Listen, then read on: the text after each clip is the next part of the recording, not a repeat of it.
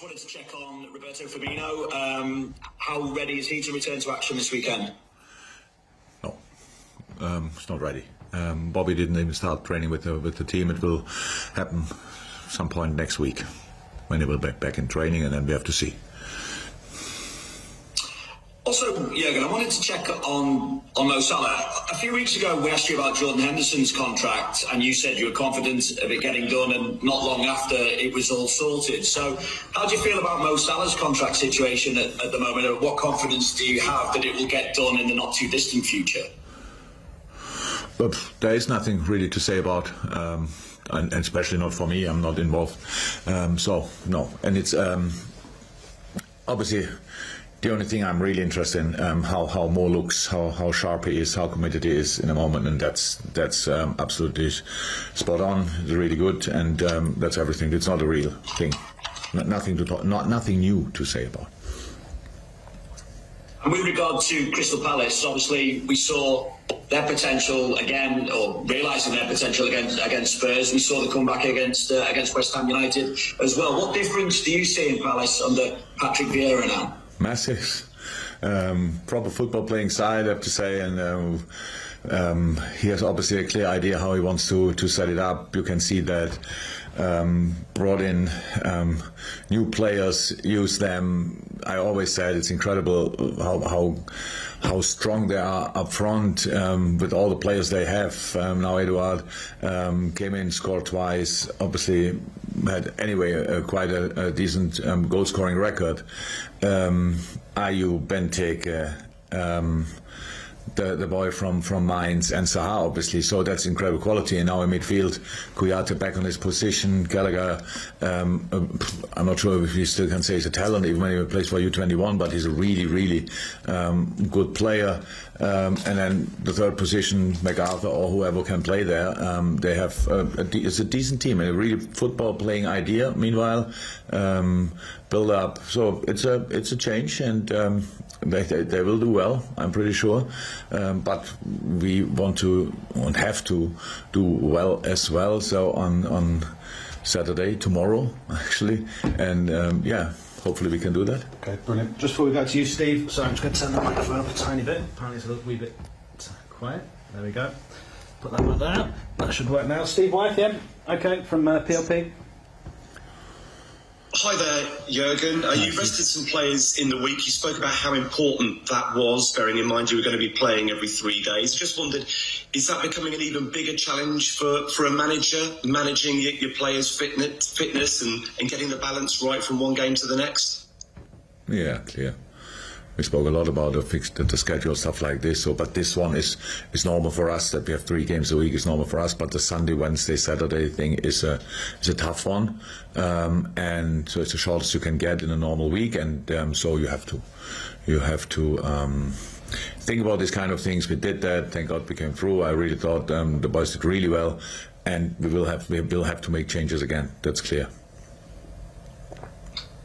And I know it's early in the season, but when you look at the top of the table, have you drawn any early season conclusions? Not very many points dropped by the big teams so far, are there?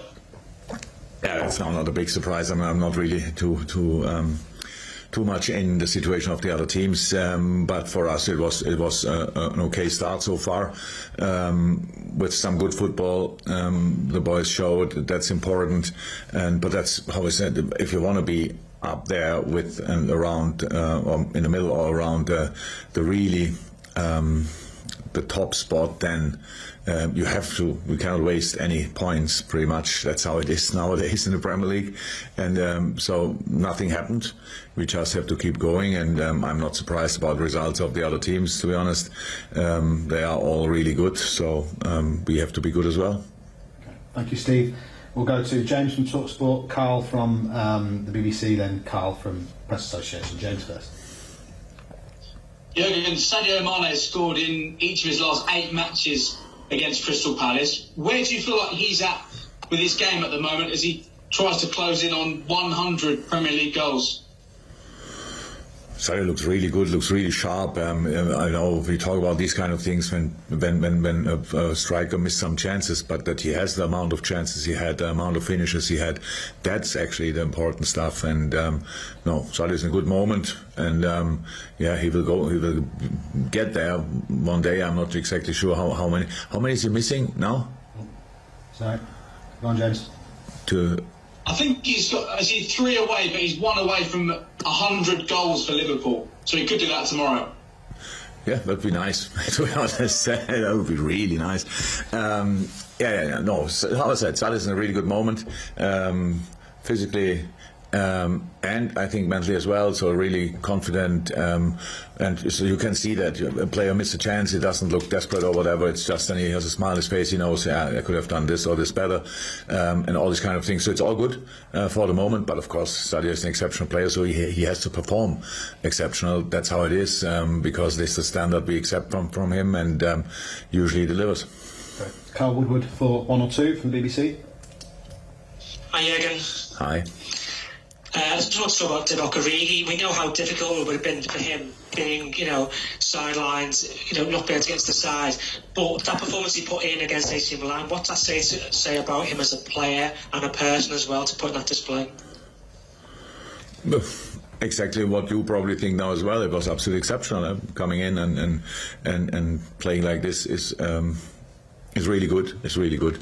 But it's like that. We play a lot of games now, but we train as well pretty often, especially now in the last few weeks when with the international break, Div was not involved in that. So he was with us and could train with us, and he could show up, and we could see which shape he's in the moment. For each player in the world, it's like that. You are not in all weeks exactly in the same shape, but he was really coming up and showed up in training, and that's why I decided to start him in the game. But then there's still the possibility that it's maybe not so easy and stuff like this, but he was really focused in the game. He didn't think about if he was playing the last 10 games or not. He was just in the game and played a really good game, helped us a lot, not only offensively but defensively as well. But then the nice little chip for Mo was obviously an incredibly important moment. So really happy for him. He had cramps at the end of the game. We have to see what that means for tomorrow, but it looked really good.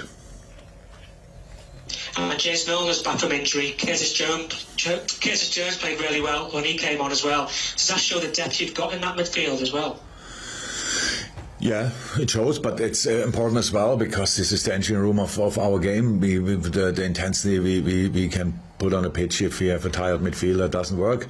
So that's very important that we have there the numbers and the quality, especially of the players. So yeah, they're all back. Some of them trained longer, some of them didn't train that long. We have to see lots of games coming up, but very good news that they're all fit in the moment. Terrific, thank you. And just before we go to Carl Markham, we'll do the breakout, the embargo section next. We'll be able to take 4 of you on that. So first come, first serve, and then that'll conclude. So to finish the open section, Carl Markham. Hey, again, just a quick couple if I may. I'll go back to the rotation thing. For 2.5 years, we basically saw Virgil van Dijk play nearly every minute of every Premier League and every Champions League game. Just wondering, in terms of, we know you're managing him, he's come back now, is that a short-term thing or is it a longer-term thing, so we're not going to see him put in those minutes in those games over the season now? I don't know, I would rather say it's a short-term thing. It's we are still in, if you want, in the extended preseason, especially for him with the long time out and stuff like this, he was completely fine. He could have played, definitely. It was just for me. I want to be sensible in these moments now because I have to. We have what I said. I don't want to talk about injuries in the past, but it is like that. We had 3 long-term injuries with Joe, with Joel, and with Virgil, and even Ibu had before, not maybe half a year ago, a long-term injury as well. So just the quality is incredible what these boys have, and now we have to make sure that we have always a proper pair on the pitch. And for the weekend, for the Milan game, it worked really well. But it will not be like that I now always do exactly that and say, okay, Virgil is not ready to play for that. But I think we are early in the season, and it was the right thing to do. And and just on the defensive side, both Virgil and Joel could both play their 100th league game for Liverpool. Out of the four centre-backs, the season that you've got at your disposal, Joel seems to be the one who's less celebrated, but he appears to be, appears to have come back from his injury and playing really well again. It was now Joel or Joe? Joel. Yeah, look, I cannot help people who don't see the quality of Joel Matip. That's true, he was a bit unlucky in the past with injury here and there, maybe not always the most difficult things, but he's a big boy, a big player, so tall, and it can look from time to time a bit edgy or whatever, but he's an incredible player, and he was always an incredible player since he joined us at least, and so that's really good. But for him it's the same. We needed the quality. We have now 4-5 top class centre halves, and that's good to have and necessary, but on that position, when you only have two, then sometimes they play 10, 12, 15 games in a row. They are maybe able to do that, but if we don't have to, why should we then? And that's why we have now the opportunity to make there some changes, and from time to time, not always, we have to make that and hope that they all stay fit, and then we'll be fine on that position for sure. Brilliant. Okay, thank you, Carl. Thank you, everyone. Now this is the embargo section.